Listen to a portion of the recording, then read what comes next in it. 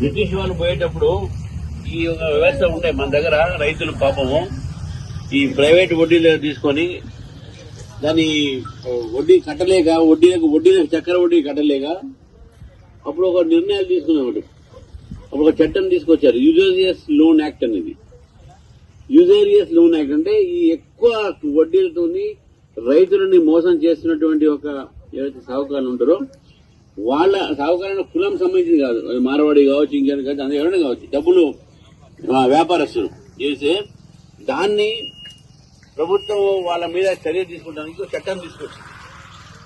కానీ ఇంకా చట్టాన్ని 1950లో తీసుకొచ్చే చట్టాన్ని ఇంతవరకు దాన్ని అమలు పరచట్లే. అది అమలు పరిస్తే రైతులకు ఈ వడ్డీ బాధ ఏది ఉందో బయట చక్కెర వడ్డీ ఈ వడ్డీలన్నీ కూడా ఇవన్నీ బాగా తప్పేది. సరే, ఇప్పుడు బ్యాంక్ రుణాలు తీసుకుంటున్నాను. బ్యాంక్ రుణాలు కూడా మీకు తెలుసు తెలియదు, మీరు ₹1,00,000 తీసుకున్నారు అనుకోండి, బ్యాంకు వడ్డీలు కొద్దిగా కట్టకపోవచ్చు. ఆ వడ్డీ ఎంతైనా కానీ మళ్ళీ 1,00,000కి పెరగొద్దు. అది చట్టం, అది గైడ్ లైన్స్. రైతులు ఒక ₹1,00,000 వడ్డీ అప్పు తీసుకుంటే ఒకవేళ ఏదో విధంగా కట్టలేకపోతే ఆ వడ్డీ చక్కెర వడ్డీ ఉంటుంది. మన దీనికి రైతుల చక్కెర వడ్డీ లేదు. ఈ వడ్డీ ఏదో పెరుగుతుందో మళ్ళీ 1,00,000 పెరుగుతుంది, దాని లోపలనే ఉండాలి. ఇది కూడా ప్రభుత్వంలో ఉన్నటువంటి ఒక చట్టం ఇది. సార్, నా పేరు శ్రీనివాస్, మాది పుల్కుర్తి గ్రామం. అయితే రైతు రుణమాఫీల లిస్ట్ వచ్చింది. రైతు రుణమాఫీలో లిస్ట్ వచ్చిందని చెప్పేసి అని అన్నారు. బ్యాంకుకు పోయినాం సార్. బ్యాంకుకు పోయినాక నేను తీసుకుంది 80,000, మెసేజ్ ఏమో 19,975 మెసేజ్ వచ్చింది. అందులో పోయి అడిగితే సార్ వాళ్ళని అడిగితే ఏమన్నారంటే, సార్ మరి లిస్ట్ అయితే 19,000 అంటే 20,000 వచ్చింది సార్, మెసేజ్ వచ్చింది అకౌంట్లో పడ్డట్టు. నేను తీసుకుంది 80,000 సార్ అంటే, లిస్ట్లో పేరు వస్తే నేను ఎంతున్నా అవుతుందమ్మా అంటే, సార్ మరి ఎంత పోయింది ఎంతున్నా అంటే, అవన్నీ ఇప్పుడు డీటెయిల్స్ మీరు ఏం అడగద్దు, మేము మళ్ళీ పిలుస్తాము, మీకు మళ్ళీ లోన్ కావాలనుకుంటే మాత్రం ఫామ్స్ అన్ని ఇచ్చేసి పోమని చెప్పేసి ఒకటే ముచ్చట చెప్పింది. మళ్ళీ వాళ్ళు ఏ క్వశ్చన్ అడిగినా ఏం చెప్పట్లేదు. ఇక బ్యాంకులో 20,000 వచ్చినాయి సార్. నా పేరు రాజు అండి, మాది పసరకొండ గ్రామం, అది వ్యవసాయ కుటుంబం. మేము మా అమ్మ పేరు మీద ఒక 50,000 లోన్ తీసుకున్నామండి, మా పేరు మీద ఒక 80,000 లోన్ తీసుకున్నామండి.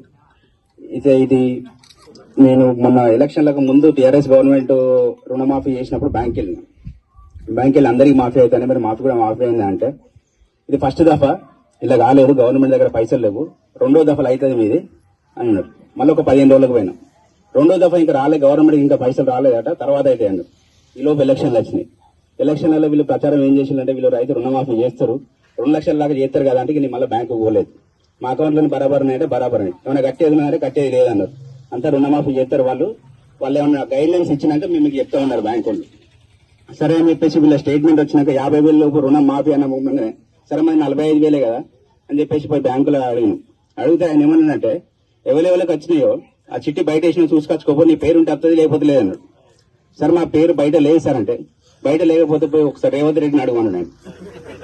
నాకు తెలియదు అమ్మా, మాకు గైడ్ లైన్స్ ఏం రాలేదు, మా దగ్గర మాకు అసలు ఎలాంటి ఇన్ఫర్మేషన్ లేదు, రాత్రి పైసలు వేసి పొద్దుగాల మీటింగ్ పెట్టింది మాకు, ఎవరికైతే మీ అకౌంట్లలో పైసలు వేసినామో వాళ్ళకు మీరు దాన్ని వెరిఫై చేయండి, పాస్బుక్లు ఇవ్వండి, కొత్త లోన్లు ఇవ్వని చెప్పిళ్ళు, రానుల సంగతి మాకు తెలియదు, మీరు గవర్నమెంట్ నడుకోకండి అన్నట్టు. సార్ అట్టయితే సార్ రేవంత్ రెడ్డి అంటే ఇక్కడ ఎవరైనా కూడా ఉండాలి కదా సార్ అడిగేదానికి, వాళ్ళు వీళ్ళు అంటే మీ ఊళ్ళో ఎవరైనా అడుగు అంటే మా అగ్రికల్చర్ ఆఫీస్ దగ్గర మేము పోయినాక ఇట్లా స్టేటస్ ఏమైనా చెక్ చేస్తారు అదండి మీరు అది అంటే అని చెక్ చేసి మీ డేటా ఇలా వస్తలేదని చెప్పింది. మళ్ళీ బ్యాంక్కి వెళ్ళిన నేను, సార్ మా అగ్రికల్చర్ ఆఫీసర్ దగ్గర డేటా వస్తలేదట, మా ఊళ్ళో అడిగిన నేనంటే ఈ మండల ఆఫీస్ పోయి కళ్ళు అన్నాడు. తెల్లారి మండల ఆఫీస్కి వచ్చిన, అప్పటికే 4 రోజులు అయిపోయింది.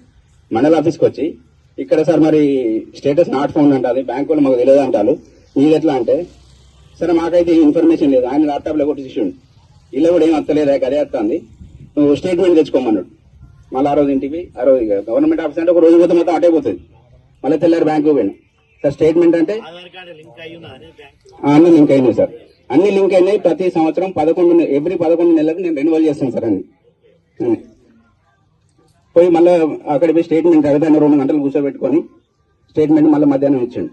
ఆ స్టేట్మెంట్ పట్టుకొని ఇంటికి మళ్ళీ తెల్లారి ఇక్కడికి వచ్చినాక statement, Aadhaar card, passbook, 1B అన్ని తీసుకుపోయి అప్లికేషన్ రాసి వాళ్ళకి ఇచ్చినాను. వాళ్ళకి ఇచ్చిన తర్వాత అన్ని చూసుకున్నారు, అప్లికేషన్ ఇచ్చినాం, మీద అయితే పోన్నాం. సార్ మరి ఏమన్నా చిట్టో గిట్టో అని ఇస్తారా మాకు నేను 10 రోజులు అయితే తిరగబట్టి 10 రోజులు ఆడ బాయికాడికి పోకుండా అయింది, పనికి పోకుండా అయింది. నేను అప్లికేషన్ ఇచ్చినట్టు ఏమన్నా నాకు ఇస్తే నేను మళ్ళీ రేపు అయినప్పుడు పోయి బ్యాంకులో అడుగుతా అంటే చిట్టీలు గిట్టీ ఉండి రాసి ఆడ పెట్టిపోను, రాసి అక్కడ పెట్టిపోయింది సార్. ఇప్పటి వరకు కూడా దాని మీద ఎట్లాంటి ఊసు లేదు. బ్యాంకుకు పోతేనేమో మీరు గవర్నమెంట్ అడుగుంటారు, గవర్నమెంట్ బ్యాంకుకు పోమంటారు.